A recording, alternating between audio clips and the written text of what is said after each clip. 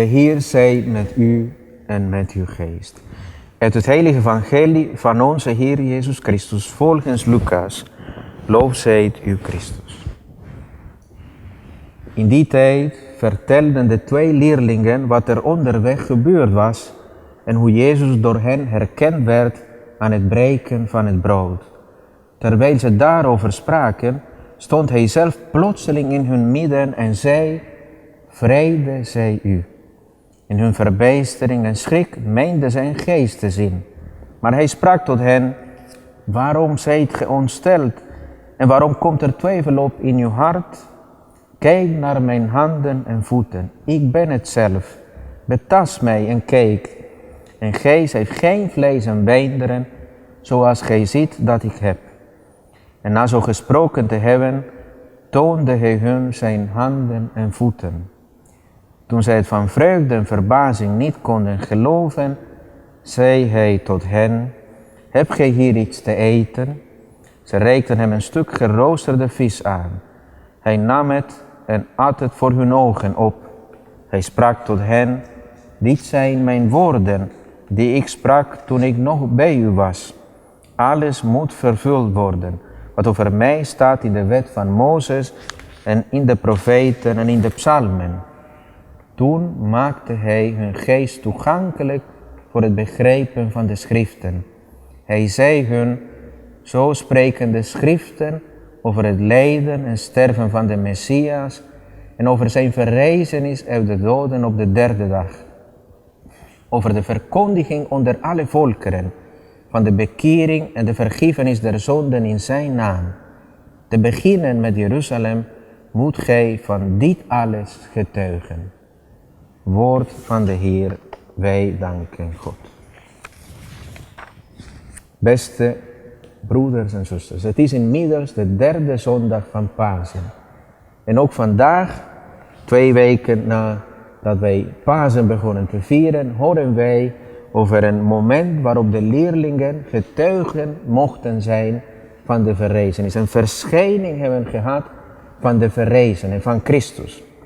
En vandaag komt Jezus ook hier in ons midden. En hij bevindt ons hier in onze huizen of in een kerk, ook met dezelfde gevoelens als de leerlingen toen.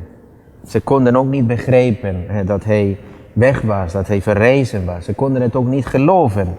Ze waren aan het vertellen, de leerlingen van Emmaus, dat ze een verschijning hadden gehad van de verrezenen onderweg. En dat ze hem herkend hadden bij het breken van het brood. En als de andere leerlingen die opgesloten zaten in een woning in Jeruzalem met angsten, omdat zij dachten dat ze ook zouden worden opgepakt en zouden worden gedood, omdat ze de leerlingen waren van Jezus. Op dat moment, vol van angst en zorgen, zoals we misschien ook in het afgelopen jaar opgesloten hebben gezeten in onze huizen, in onze kerken, ook uit angst om besmet te raken door het virus, ook in de eerste periode van vorig jaar toen we niks wisten van wat ons overkwam. Op dat moment van angst en onzekerheid kwam Jezus binnen en het eerste wat hij de leerlingen wenste was vrede. Vrede zij u. Vandaag komt Christus in uw huis, in onze kerk, in deze prachtige Lambertuskerk binnen en brengt ons zijn vrede. De vrede van de verrijzenis. En ja, toen ook waren de leerlingen verbijsterd. En zij waren zo geschrokken dat ze meenden een geest te zien. Maar Jezus sprak tot hen en nodigde hen uit om hem aan te raken. Hij stelde de leerlingen deze vraag: waarom zijn jullie bang? Waarom zijn jullie ontsteld? Waarom komt er twijfel op in uw hart? Misschien, of heel zeker, hebben wij, ik ook, in het afgelopen jaar momenten van angst gekend. Momenten waarop we ook twijfelden. Er kwamen ook twijfels op in ons hart. Misschien hebt u ook wel eens gedacht: waar is God? Waar is Jezus in deze moeilijke geschiedenis van deze pandemie? Waarom zijn sommige dierbaren van ons ook gestorven? Waarom is ons dit overkomen? Waar is God in deze moeilijke geschiedenis? Heeft hij ons misschien in de steek gelaten? Heeft hij ons alleen gelaten? En daarom komt Jezus in ons midden vandaag. Hij die ons kent, hij die ons beter kent dan wij onszelf kennen. Hij die weet welke angsten wij hebben en welke zorgen wij hebben. Hij komt binnen en wenst ons de vrede. En hij nodigt ons uit om hem aan te raken, om tot geloof te komen. Tot deze genade van het geloof. Omdat hij ziet dat wij twijfelen, dat wij angsten hebben, zegt hij tegen ons: ik ben het zelf, kijk naar mij, kijk naar mijn handen en voeten. Ik ben het. Betast mij en kijk. En vandaag nodigt Jezus jou en mij uit om dat ook te doen. Om hem aan te raken. We kennen heel veel momenten in het evangelie waarin mensen met Jezus met geloof hebben aangeraakt en genezen werden.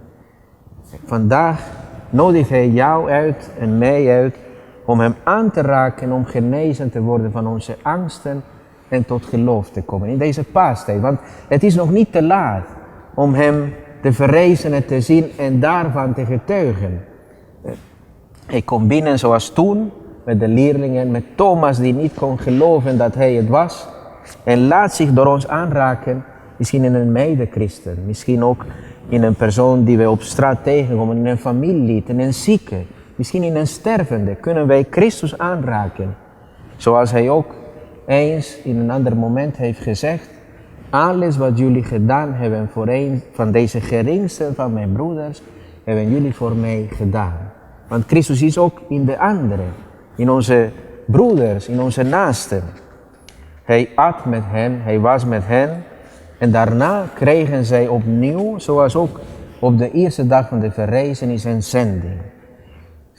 Zo spreken de schriften over het lijden en sterven van de Messias en over zijn verrijzenis uit de doden en de verkondiging onder alle volkeren.